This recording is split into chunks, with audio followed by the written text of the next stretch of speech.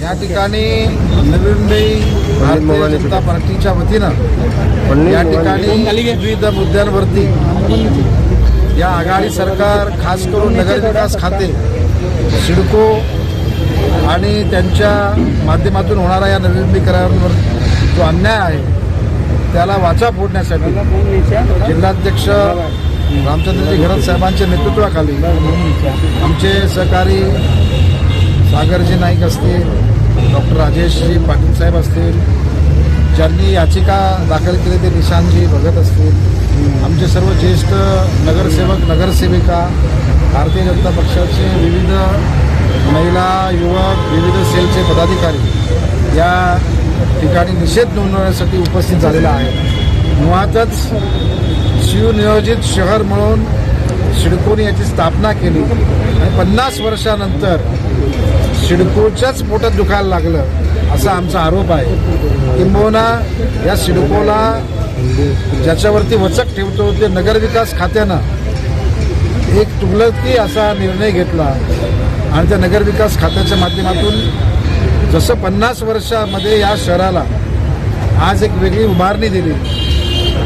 10 लाख ते 40 लाख लोकसंख्येच्या देशातील सर्व शहरांमध्ये 1 नंबरचं शहर या ठिकाणी म्हणून पारितोषिक मिळालेला शहराला पुढच्या खरं म्हणजे एक प्रकारची जळफळाट काही लोकांनी झालेली आहे. माझ्या शहराला देता येणार नाही ना, मग मी तुमची पण वाट लावून टाकेल अशा पद्धतीचं दुर्दैवी विचार काही नेते लोकांच्या मनामध्ये आला आणि म्हणून हा त्या ठिकाणी यांनी निर्णय घेतला की या शहरामध्ये आज 2021 शहर आता म्हणजे वर्ष संपणार आहे, सरणार आहे. म्हणजे 2022 नंतर येणारा जो आमचा भावी पिढी आहे तिथे जात धर्म पंथ भाषा प्रांत नाही, गुण्यागोविंदानं राहतात.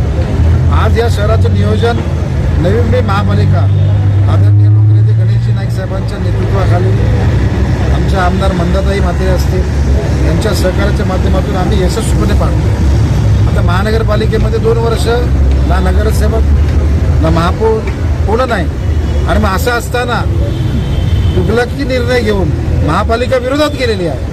माझे सहकारी निशांतजी भगत आहेत, दशरथजी भगत आहेत, आम्ही कोर्टात गेलेलो आहोत की अशा या निर्णयाला 500 मीटरचा प्लॉट 500 मीटरचा प्लॉट म्हणजे एखादा महिलांसाठी त्या ठिकाणी भवन होतं, युवकांसाठी त्या ठिकाणी व्यायामशाळा होते, ज्येष्ठ नागरिकांसाठी त्या ठिकाणी बांधकाम होतं, जे अपंग आहे अशा लोकांच्यासाठी त्या ठिकाणी केंद्र होतं.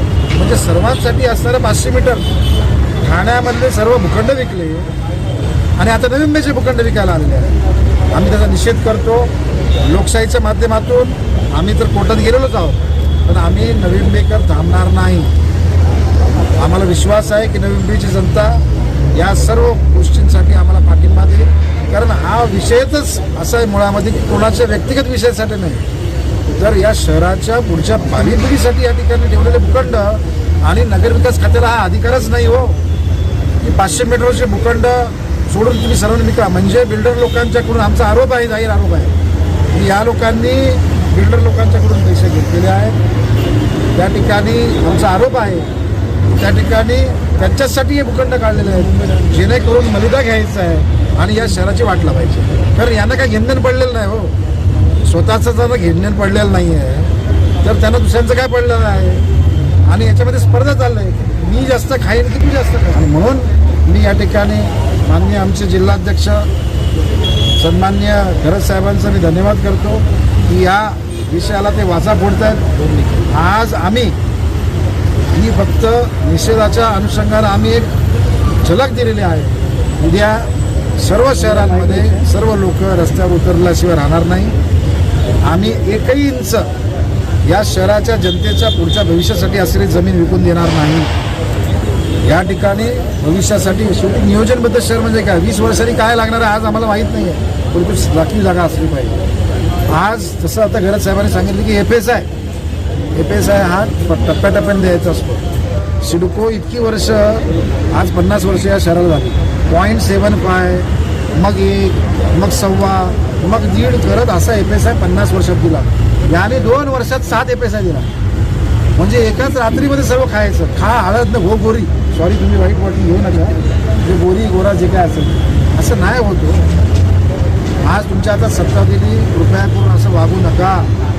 तुम्हाला पण मुलं बाळं नातवंड होणार आहेत, त्यांचं पण भविष्याचा तुम्ही विचार केला पाहिजे. राज्यकर्ता असा असला पाहिजे. छत्रपती शिवाजी महाराजांनी दूरदृष्टीकोन ठरवून आपल्या रयतेसाठी राज्य केलेलं आहे. आज ते नाही, काहीतरी करा तुम्ही. शिवाजी महाराजांचं नाव घेऊन राज्य करताय ना, ते जनतेसाठी असायला पाहिजे. आणि जनता कोर्टात गेलेली आहे.